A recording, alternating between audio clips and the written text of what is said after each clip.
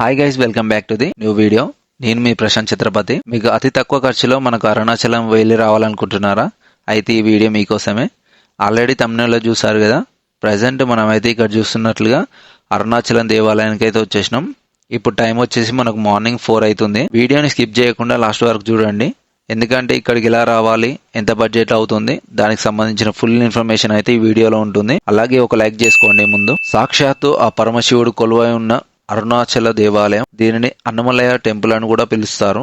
ఇది మన ఇండియాలోని అత్యంత ముఖ్యమైన దేవాలయం. ఈ ఆలయం ఎక్కడుందంటే మన తమిళనాడు రాష్ట్రంలోని తిరువణమలయ అనే జిల్లాలో ఉంటుంది. ఈ ఆలయంలో మనకు శివుడు అయితే మెయిన్ గా అగ్ని లింగముగా మనకైతే దర్శనమిస్తాడు. అసలు శివరాత్రికి కార్తీక మాసంలో అసలు ఎంతమంది పబ్లిక్ వస్తారో మనం అసలు ఎక్స్పెక్ట్ చేయలేం. మనం మన తెలుగు రాష్ట్రాల్లో నుంచి ఇక్కడికి రావడానికి అయితే ముఖ్యంగా మనం సికింద్రాబాద్ నుంచి తిరువణమలై అనే స్టేషన్ కి అయితే ప్రతి సోమవారం డైరెక్ట్ ట్రైన్స్ అయితే ఉంటాయి. ఓన్లీ ఆ ఒక్కరోజే ఉంటాయి. దీని కాస్ట్ మనం స్క్రీన్ పై అయితే పెడుతున్నా చూడండి. నేను రూమ్ తీసుకుందాం అనుకున్నాం, కాకపోతే ఎర్లీ మార్నింగ్ రావడం వల్ల రూమ్ అవసరం లేదనిపించింది. టెంపుల్ కి రైట్ సైడ్ లోనే స్నానాలు చేయడానికి, ఫ్రెష్ అప్ కావడానికి అయితే ఇక్కడ అవన్నీ అరేంజ్మెంట్స్ అయితే ఉన్నాయి. ఈచ్ పర్సన్ కి 20 రూపీస్ తీసుకున్నారు. ఆ తర్వాత మా బ్యాగ్స్ అయితే ఇక్కడ లాకర్ లో పెట్టేసుకున్నాం. లాకర్ కి అయితే 50 రూపీస్ తీసుకున్నారు. ప్రజెంట్ చూస్తున్నారు కదా, ఇప్పుడు మనం అయితే అరుణాచలం దేవాలయం ముంగట అవుతున్నాము. అసలైన ఘట్టం అయితే ఇప్పుడే స్టార్ట్ అవ్వబోతుంది, ఎందుకంటే మనం గిరి ప్రదక్షిణ అయితే స్టార్ట్ చేయబోతున్నాము. ఇక్కడ చూడండి, మార్నింగ్ అయితే ఇప్పుడు 5 అవుతుంది. అక్కడ చూడండి వాతావరణం ఎలా ఉందో. ముందుగా మనం గిరి ప్రదక్షిణ స్టార్ట్ చేయగానే కొంచెం దూరంలోనే మనకైతే ఇంద్రలింగం దర్శనం ఇస్తుంది. సాక్షాత్తు మనకి ఇంద్రుడే ఇక్కడ లింగాన్ని ప్రతిష్ఠించాడు. అలా ఒక 2 కిలోమీటర్స్ వాకింగ్ తర్వాత అగ్నిలింగం, తర్వాత యమలింగం అయితే దర్శనం ఇస్తున్నాయి. అలా ప్రతి 2 కిలోమీటర్స్కి ఒక లింగం అయితే దర్శనమిస్తాయి. ప్రతి ఒక్కరూ దర్శనం అయితే చేసుకోవాలి.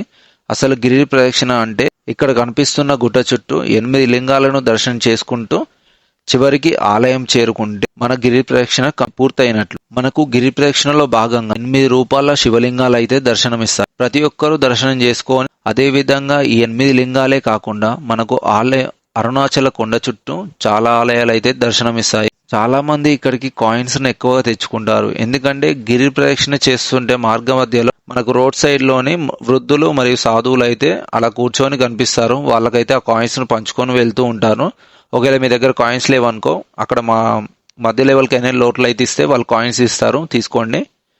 చాలా మంది పెద్దవారు నడవలేరు కాబట్టి డైరెక్ట్ ప్రైవేట్ వెహికల్స్ లేదా ఆటో మాట్లాడుకొని అయితే గిరి ప్రదక్షిణ అయితే వాళ్ళు కంప్లీట్ చేసుకుంటారు.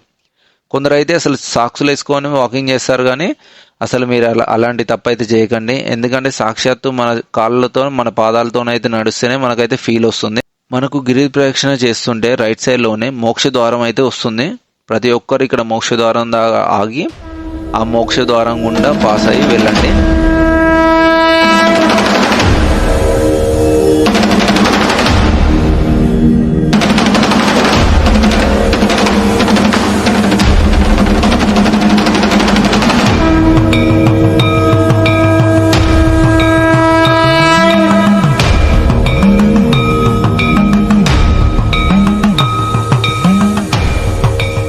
మనకు గిరి ప్రదక్షిణ చేస్తుంటే చివరిలో మనకి ఇక్కడ నందీశ్వరుడు ఎదురు దర్శనమిస్తాడు. నందీశ్వరుని బ్యాక్గ్రౌండ్ లో చూడండి అరుణాచల కొండ ఎలా కనిపిస్తుందో, సాక్షాత్తు ఆ స్వర్గం లాగా కనిపిస్తుంది. ఫైనలీ మనం అయితే గిరి ప్రదక్షిణ కంప్లీట్ చేసుకొని ఆలయం ముందుకు అయితే వచ్చాం. మనకు రాజగోపురం చూడండి ఎలా కనిపిస్తుందో, ఒక గాంభీరంగా. ఆలయం మొత్తం ఎలా ఉందో చూపిస్తాను లోపలికి వెళ్ళి. వీడియోని అయితే స్కిప్ చేయకుండా లాస్ట్ వరకు చూసి, ఈ వీడియో మీకు నచ్చినట్లయితే లైక్ చేసి, ఇంకా అక్కడికి వెళ్ళాలనుకునే మీ ఫ్రెండ్స్ అండ్ ఫ్యామిలీస్కి అయితే షేర్ చేయండి.